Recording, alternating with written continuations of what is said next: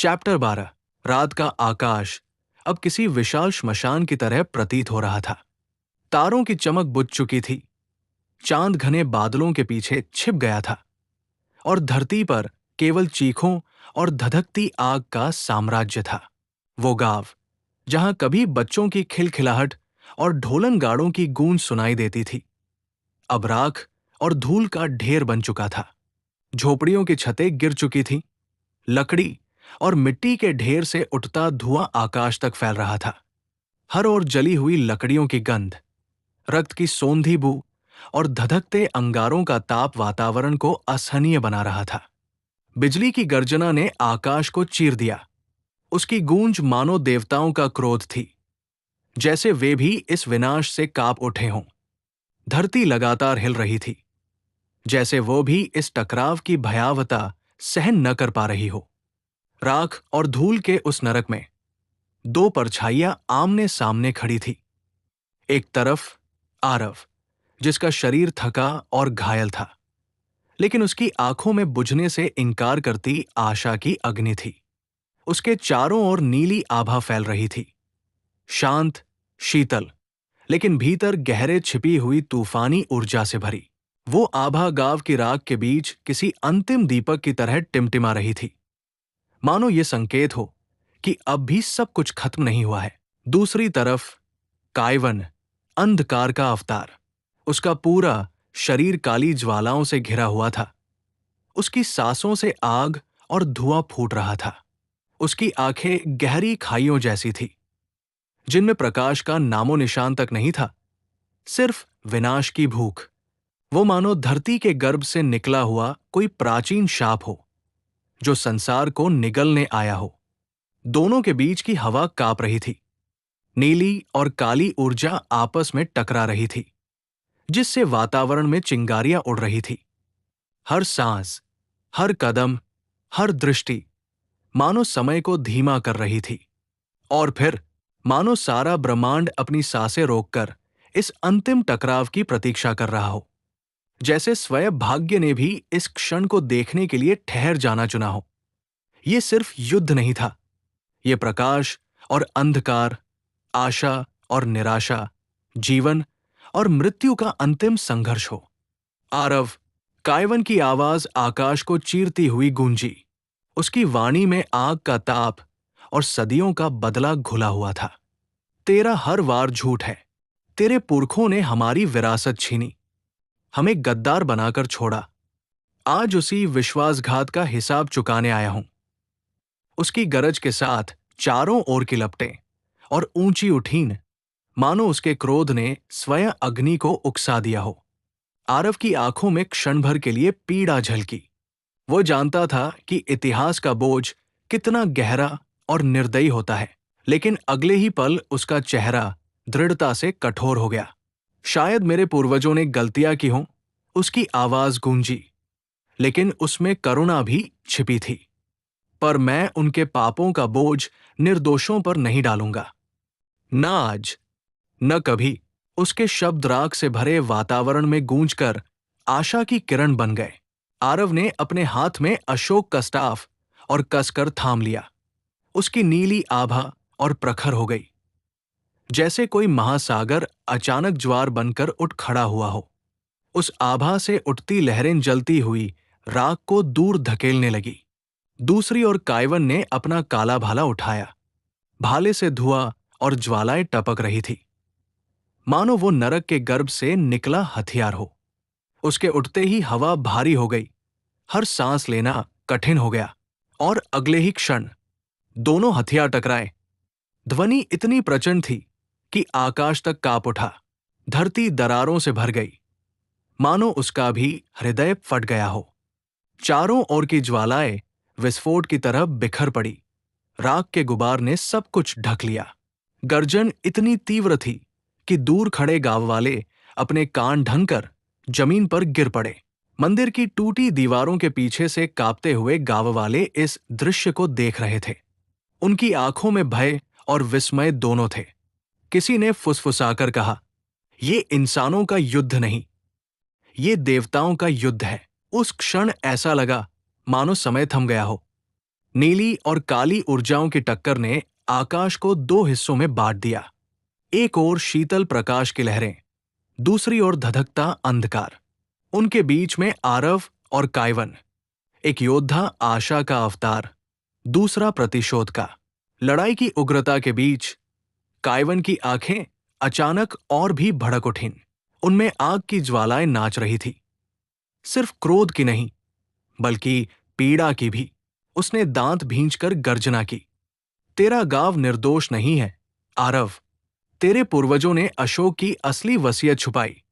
उन्होंने हमारे अंधकार को और गहरा किया, हमें धोखा दिया। डार्क कबीला कोई दानव नहीं था, हमें दानव बनाया गया। उसकी आवाज राख और धुएं से भरे आसमान में गूंज गई।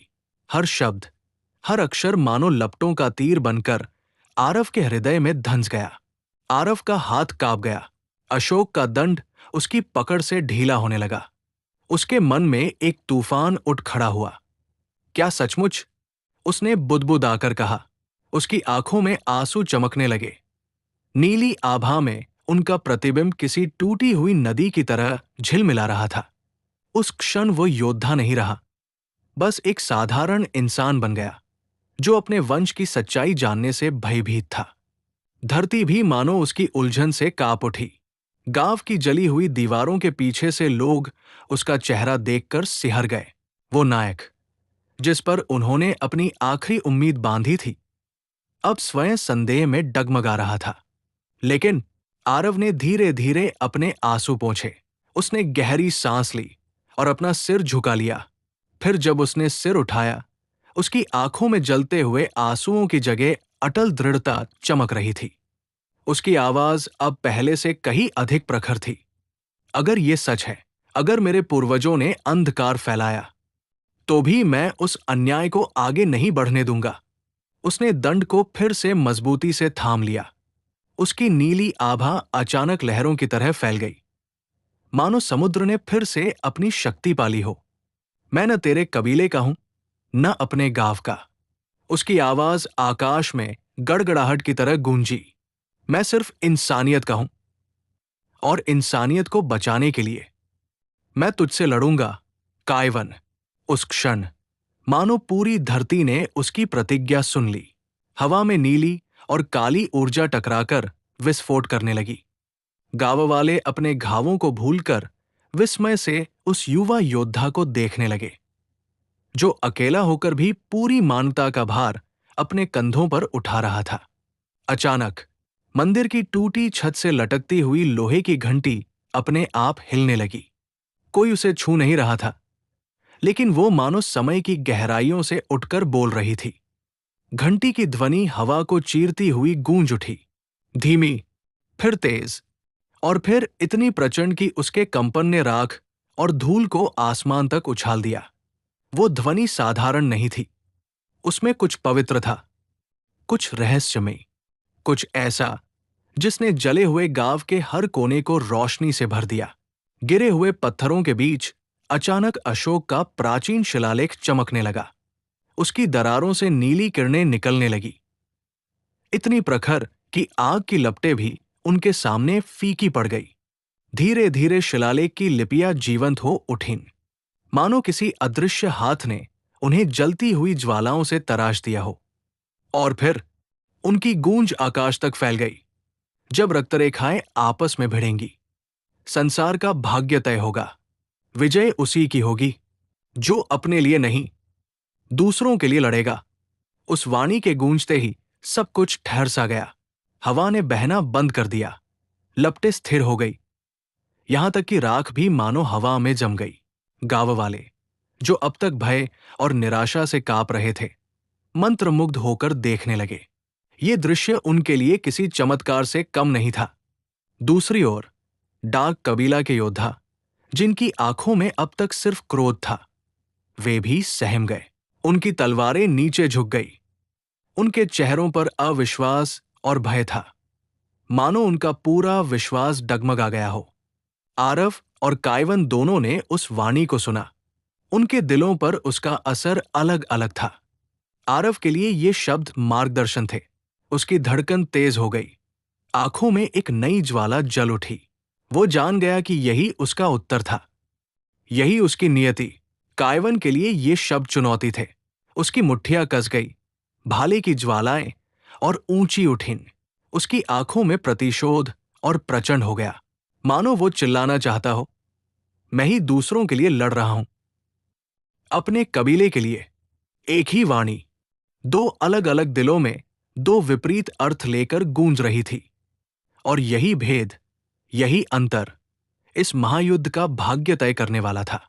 कायवन की आंखें अब सिर्फ लाल ज्वालाओं से भरी थी। उसकी सांसें तूफान की तरह गूंज रही थी। उसने गुस्से और अंधकार में डूबकर अंतिम वार किया।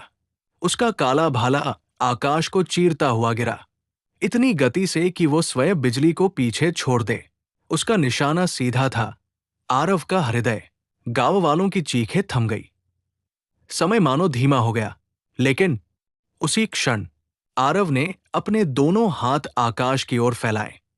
उसकी नीली आभा प्रज्वलित होकर विस्फोटित हुई। सारा गांव प्रकाश से ढक गया। उस प्रकाश में शुद्धता थी, करुणा थी और अडिग साहस था। उसने अपनी सारी शक्ति एक विशाल ढाल में बदल दी। ढाल गांव के चारों ओर फैल गई, मानो 1000 दीपकों ने अंधकार को चुनौती दे दी हो। और तभी काला भाला आरव के सीने में धंस गया।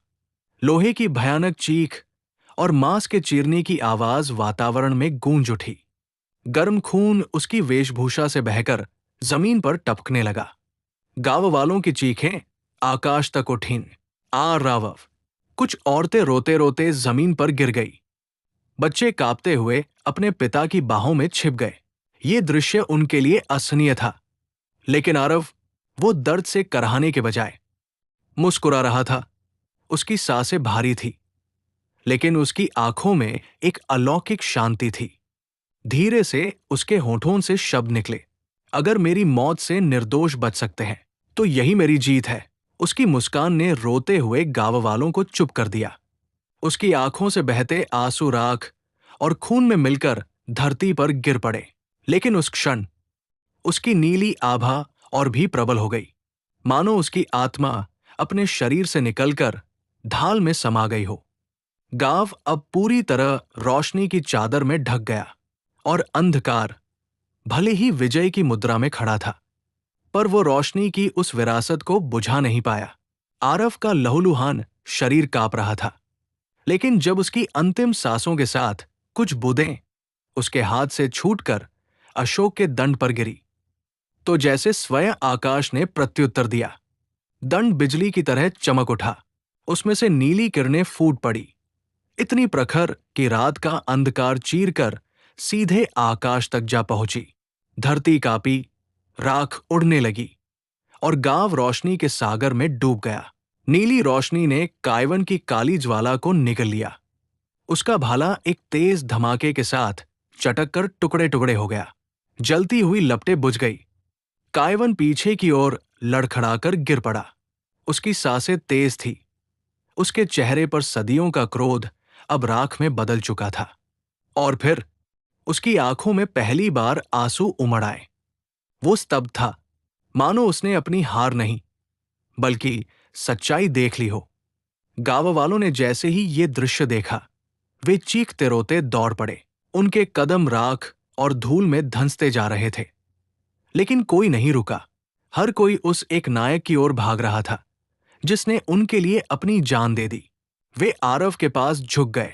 उनकी आंखों से आंसू बह रहे थे। उनकी हथेलियां कांपते हुए उसके कंधे को थाम रही थी। मत छोड़ो हमें, आरव, तुम्हारे बिना हम कहाँ जाएंगे? तुम हमारी आखिरी उम्मीद हो। लेकिन आरव का शरीर धीरे धीरे बदल रहा था। उसकी त्वचा पर दरारें उभरने लगी। नीली आभा उन दरारों से झलक रही थी, मानो भीतर से कोई अनंत शक्ति बह रही हो। और फिर वो शरीर धीरे धीरे पत्थर बनने लगा। उसकी उंगलियां, उसकी भुजाएं, उसका सीना सब जमकर कठोर हो रहे थे। वो अब भी मुस्कुरा रहा था। उसकी आंखों में करुणा और संतोष की चमक थी, मानो वो कह रहा हो, मैं जा रहा हूं, पर तुम्हें रोशनी की विरासत देकर। गांव वालों की चीखें आकाश तक जा पहुंची। हवा शोक और श्रद्धा से भर गई, लेकिन उस रोशनी की किरणें अब भी जल रही थी, मानो आरव ने अपने बलिदान से आशा को सदा के लिए इस धरती पर बांध दिया हो। तभी एक अंधकार से एक काला धुंध उठने लगा। धुंध इतनी घनी थी कि उसमें से हर छाया मानो जहरीली सांपों की तरह सरकती दिख रही थी। गांव वाले चीखते हुए एक दूसरे से लिपट गए।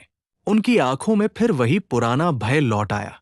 फिर से विनाश, किसी ने कांपती आवाज में कहा, और तभी उस धुंध से एक आकृति बाहर निकली। लंबा काला चोगा, आंखों में अंगारों जैसी चमक और हाथ में एक तलवार जो खुद अंधकार से बनी लग रही थी। वो था केल, अंधकार का स्वामी। उसके होठों पर एक भयावह मुस्कान फैली। वो सीधे आरव की ओर देखते हुए बोला, केल, हंसते हुए, तो ये है तुम्हारा महान रक्षक। देख लो गांव वालों, तुम्हारा आरव अब मर रहा है। अब कौन बचाएगा तुम्हें मेरी छाया से? गांव वाले डर के मारे रोने लगे। कई बच्चे अपनी माओं के पीछे छिप गए। लेकिन तभी उन सब के बीच से एक आवाज गूंजी, कायवन, गरजते हुए, बस अब इन मासूमों को डराने की कोशिश मत कर केल। आरव भले ही घायल हो, लेकिन मैं अभी जीवित हूं। अब मैं हूं इन गांव वालों का रक्षक। मेरे होते हुए तुम इनका एक बाल भी बांका नहीं कर सकते। कायवन की आंखों में इस बार कोई अंधकार नहीं था, सिर्फ दृढ़ता और बलिदान की ज्वाला। केल कुछ पल के लिए स्थिर रहा, फिर जोर जोर से हंसने लगा। उसकी हंसी इतनी गूंजदार थी कि मंदिर की दीवारें कांप उठीं। केल, तिरस्कार भरे स्वर में, हाँ, तो अब मेरी ही छाया में पला हुआ कुत्ता मुझे चुनौती देगा? मेरी बिल्ली, मुझे से म्याऊं? इतना कहकर उसने अपनी ब्लैक स्वॉर्ड उठाई। तलवार की धार पर अंधकार की लपटें फूट पड़ी। अगले ही क्षण उसने आकाश को चीरता हुआ वार किया। स्विश! तलवार की धार हवा को चीरती हुई सीधे कायवन के सीने में धंस गई। एक खून की लकीर बनाते हुए धार आर पार निकल गई और तलवार मानो अपनी इच्छा से हवा में घूमकर वापस केल के हाथों में आ गिरी। समय जैसे थम गया। गांव वाले चीख पड़े। कायवन घुटनों के बल गिर पड़ा। उसका शरीर खून से भीग चुका था। केल ने तलवार को अपनी आंखों के सामने उठाकर चाटा और मुस्कुराया। अब समझे, तुम्हारे जैसे कीड़े मेरे सामने सिर्फ खिलौना है। और फिर कायवन अपना आखिरी सांस लेते हुए वही जमीन पर मर गया। मंदिर का आकाशगर्भ हॉल मानो किसी प्रलय के बाद का दृश्य बन चुका था। चारों ओर धुआं और राख घूम रही थी, जैसे हवा भी अब जीवन से खाली हो चुकी हो। टूटी हुई मूर्तियों के टुकड़े, दरकते स्तंभ और जली हुई लकड़ियां फर्श पर बिखरी थी।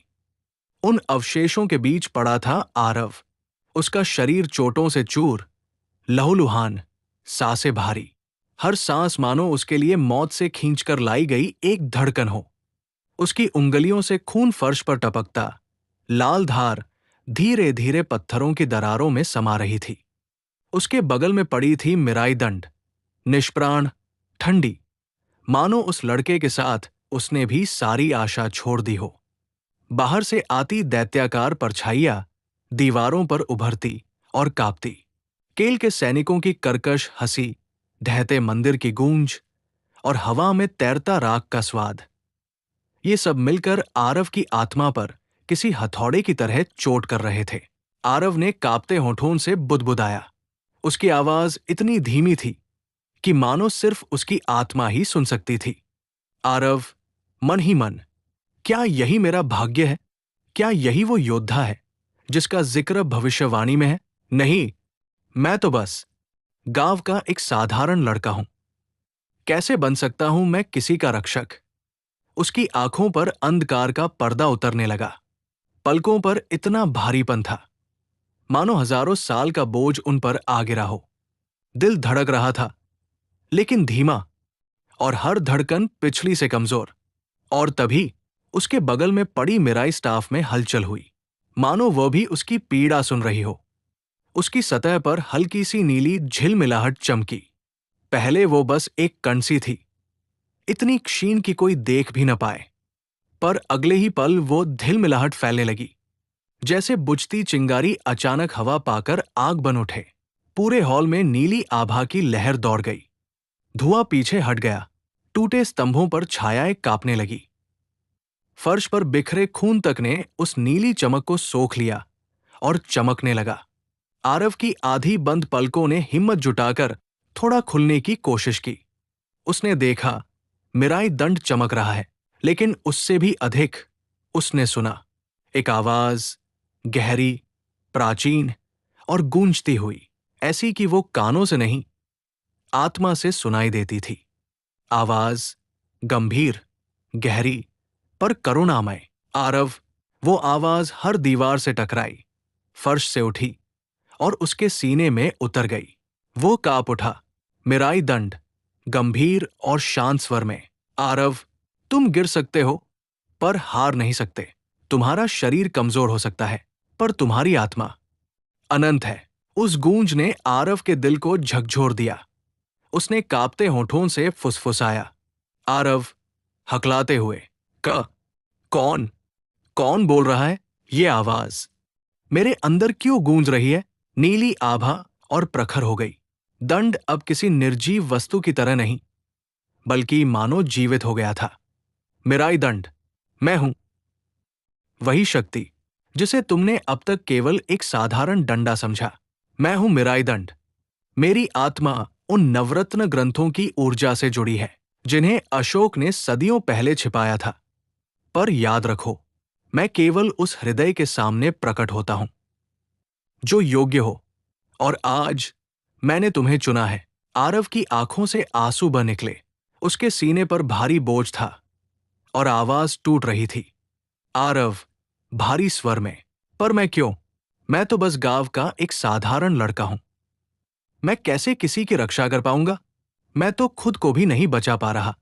आभा और भी गहरी हुई। अब नीली रोशनी आरव के चारों ओर एक ढाल सी फैल गई, मानो उसे अंधकार से बचा रही हो। मिराई दंड, आवाज में करुणा और कठोरता साथ साथ। रक्षक वो नहीं होता जिसके पास असीम शक्ति हो। रक्षक वो है जो अपनी शक्ति दूसरों के लिए त्याग दे। याद रखो आरव, अग्नि स्वयं को जलाकर ही दूसरों को प्रकाश देती है। नदी स्वयं बहकर ही दूसरों को जीवन देती है। वृक्ष स्वयं को झुकाकर ही दूसरों को आश्रय देता है। शक्ति केवल हथियार है, पर त्याग और करुणा ही वो सार है जो एक साधारण मनुष्य को सच्चा रक्षक बनाता है। और जब तुम ये समझ जाओगे, तो तुम्हारी आत्मा का प्रकाश किसी भी अंधकार को मिटा देगा। इन शब्दों के साथ नीली आभा ने आरव के शरीर में प्रवेश किया। उसके सीने में दर्द की जगह गर्माहट फैलने लगी। उसकी कमजोर सांसें गहरी हो गई। उसकी आंखों से आंसू की धार बहती रही, पर इस बार वे आंसू हार के नहीं, बल्कि नवजन्म की ज्वाला थे। आरव की आंखें आधी बंद थी, पर उसके मन में एक एक कर यादें जीवित होने लगी। उसने अपनी मां मीरा की गोद का स्नेह महसूस किया, वो स्पर्श जिसने उसे पहली बार जीवन का अर्थ दिया था। पिता धरणी की कठोर परंतु ईमानदार शिक्षा की गूंज सुनाई दी। हर संघर्ष खेत जोतने जैसा है आरव। मेहनत और धैर्य से जीत मिलती है। गांव वालों की आशा भरी आंखें, बच्चे जो उसे आदर्श मानते थे, और बुजुर्ग जो उसके कंधों पर अपना सहारा टिका चुके थे। और अंत में मीरा की ममता से भीगी हुई आवाज, आरव, तुम सिर्फ मेरे बेटे नहीं, गांव की सांस हो। ये सब स्मृतियां उसकी आत्मा में ज्वाला की तरह फूटने लगी। उसकी आंखें अचानक खुली। लहू से सने होंठ कांपते हुए बोले, आरव, दांत भींचकर धीमे पर दृढ़ स्वर में, हां, मैं गिर सकता हूं, पर मैं हार नहीं सकता।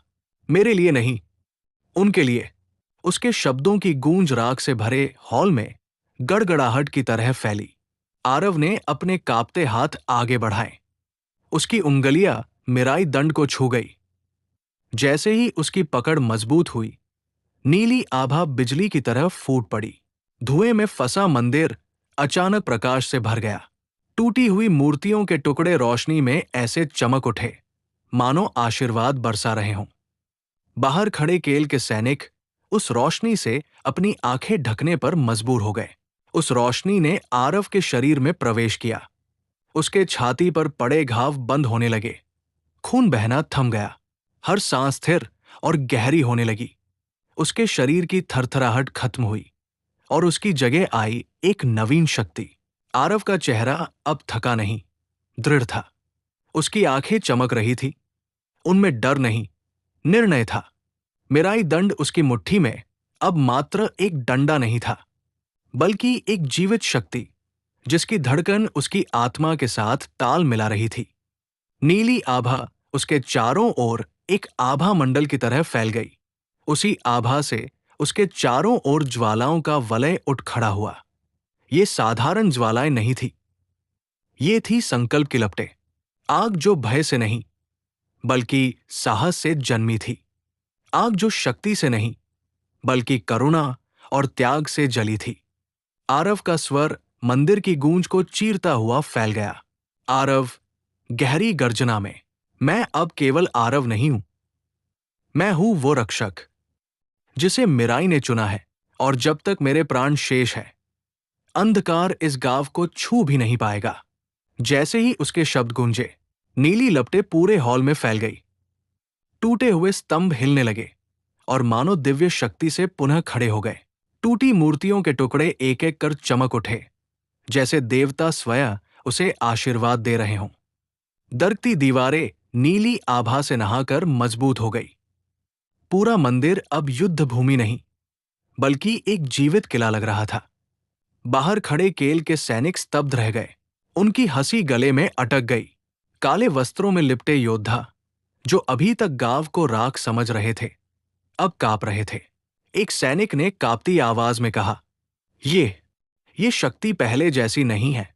ये तो किसी देवता की ज्वाला है। दूसरा सैनिक पीछे हटते हुए बुदबुदाया, कोई नश्वर ऐसा नहीं कर सकता। आरव ने मिराई दंड ऊंचा उठा लिया। उसकी नीली ज्वालाएं आकाश को छूने लगी। उसकी आवाज गगनभेदी गर्जना की तरह गूंज उठी। आरव, ये ज्वाला मेरी नहीं, ये ज्वाला उन सबकी है जिन पर अंधकार ने हाथ डाला है। ये ज्वाला तब तक जलेगी जब तक इंसानियत जीवित है। उस क्षण संकल्प की लपटों ने विस्फोट किया। मंदिर से नीली ऊर्जा की लहर बाहर निकली, इतनी प्रचंड कि सैनिक कई कदम पीछे धकेल दिए गए। उनकी ढालें चटक गई और धरती उनके पैरों के नीचे कांप उठी। पहली बार केल की आंखों में भी चिंता की झलक दिखी। उसकी लाल आंखें नीली लपटों को घूर रही थी। उसने तलवार की मूठ कसकर पकड़ी और होठों से धीमे स्वर में फुसफुसाया, केल, तो यही है संकल्प की लपटें। अशोक का अभिशाप अब मेरी राह में खड़ा हो गया है। उसकी मुस्कान अब आधी बुझ चुकी थी। ये चैप्टर यही समाप्त होती है। यदि आपको कहानी अच्छी लग रही हो तो लाइक, शेयर, कमेंट और सब्सक्राइब जरूर करें। आगे के चैप्टर के सारे अपडेट पाने के लिए बेल आइकन को जरूर दबाएं। धन्यवाद।